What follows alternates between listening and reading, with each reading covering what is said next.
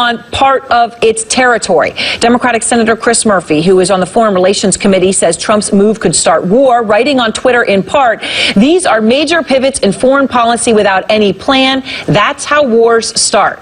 The U.S. has had no diplomatic relations with Taiwan since 1979, respecting the so-called one China policy.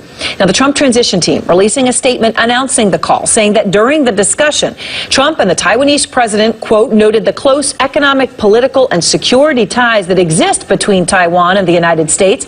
President-elect Trump also congratulating President Tsai on becoming president of Taiwan earlier this year.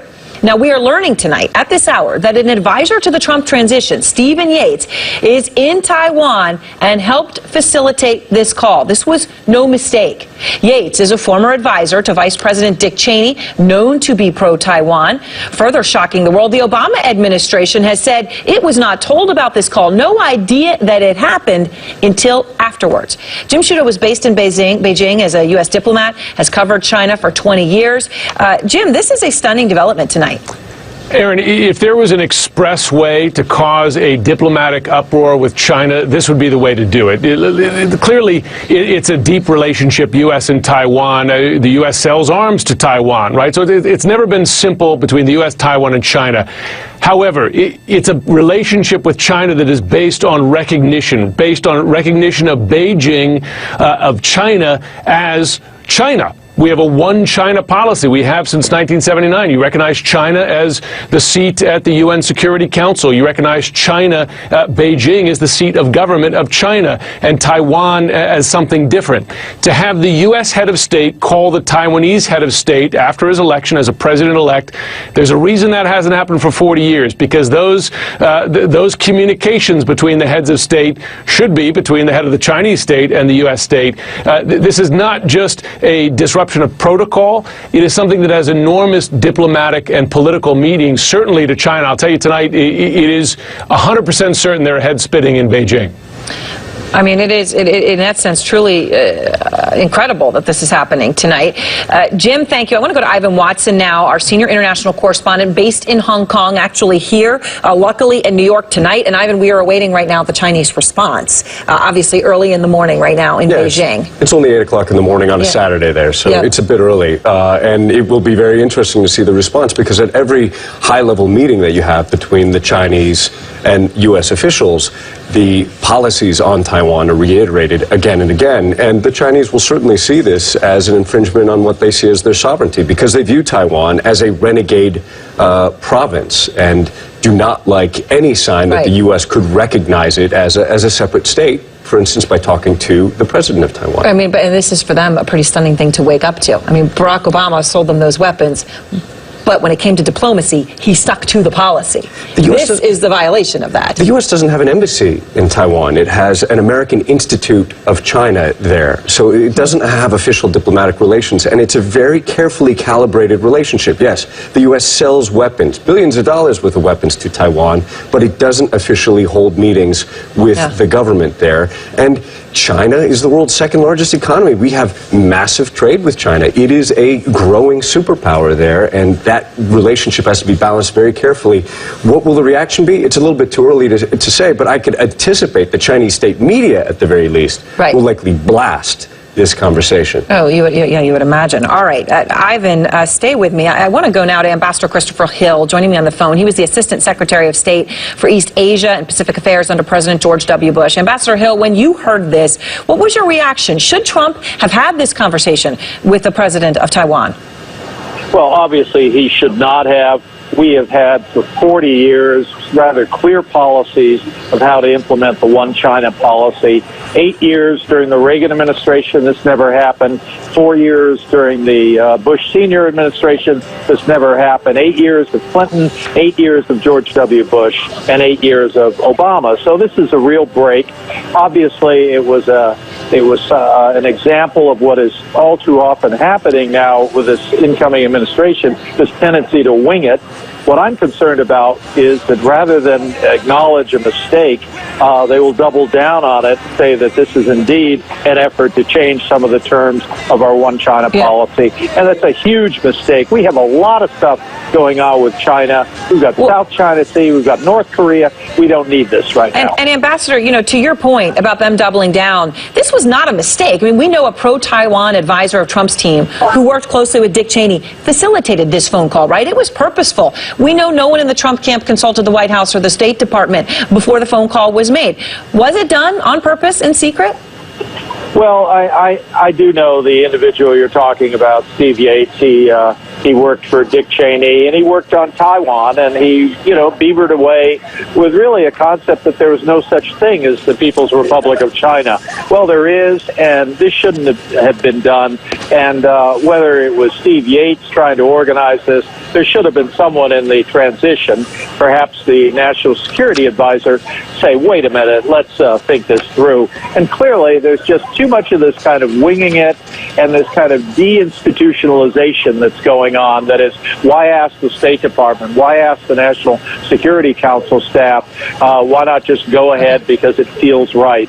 And this is not going to be the last of these kinds of things. So things need to get cleaned up in a hurry in Washington. Ambassador Hill, thank you. Thank you very much for your time tonight. Joining me now, Ben Ferguson, host of the Ben Ferguson Radio Show, Nayyera Haq, who was the former State Department spokesperson for Secretaries Clinton and Kerry, with some perspective here. David Gergen, advisor to 4 presidents, including Reagan and Clinton, worked with Nixon, knows a lot about China. And, of course, Ivan Watson is back with me. Let me start with you, Ben. You just heard Ambassador Hill. This is a real break with policy. Trump is winging it. You heard Senator Murphy say this is how you start wars. Does Trump know what he's doing?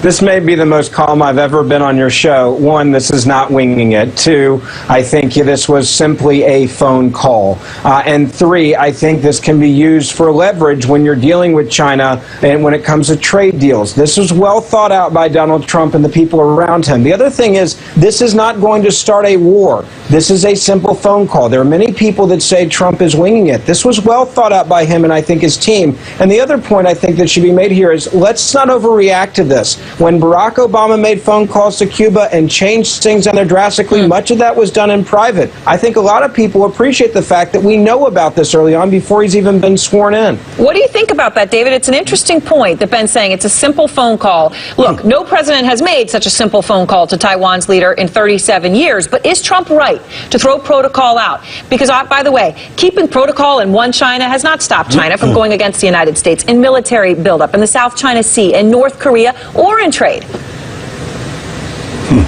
Well, Donald Trump has given new meaning to an old phrase, a bull in a china shop.